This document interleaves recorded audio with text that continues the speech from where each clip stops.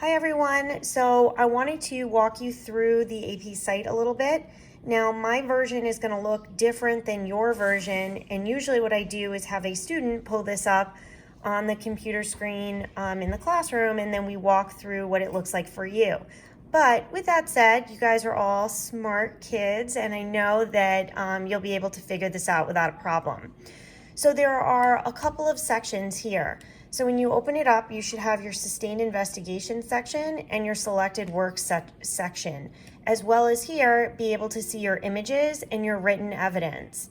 So very briefly, the thing I want you to focus on the most this week and part of next week, depending on how much you have at school, because I know some of you still have your materials at school, which is fine. I'm working on being able to get those to you.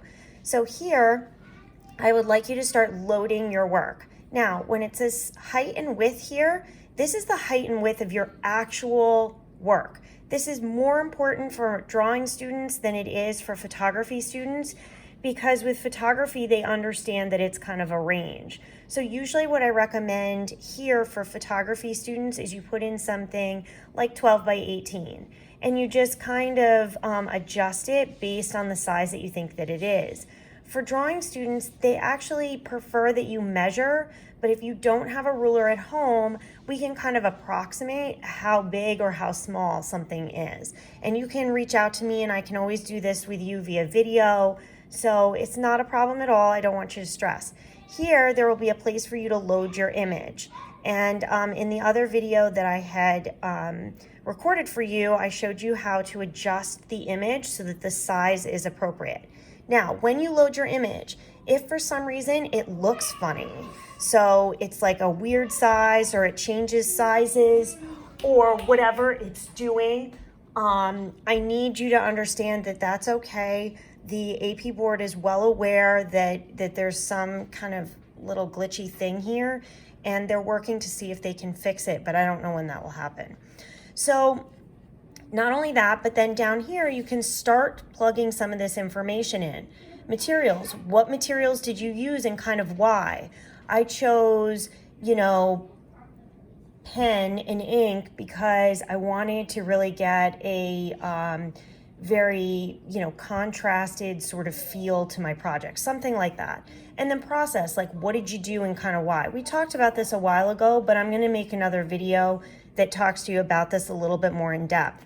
Now also, we talked about the fact that they had adjusted the number of pieces you needed to submit to 10, but you can see that there are still 15 slots here. Don't freak out. They basically are kind of telling us that they don't think that they're going to delete those additional boxes. They're just going to kind of leave them there.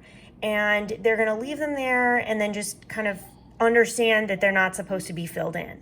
So if that's the case, that's totally fine. As long as the AP board is aware of what they're doing, then we don't really have to worry so much. All right, if I click on selected works here, again, same sort of thing. There's, some other boxes here for you to talk about your idea, the material, the process. Again, you see that there are 5 boxes here, not 3. It's okay, just load the 3 for now. We can always worry about the rest later.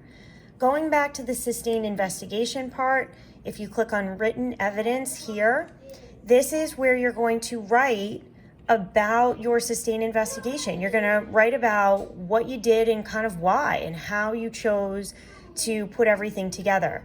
Now, the best part about all of this is when you load this stuff in here, I can actually see it.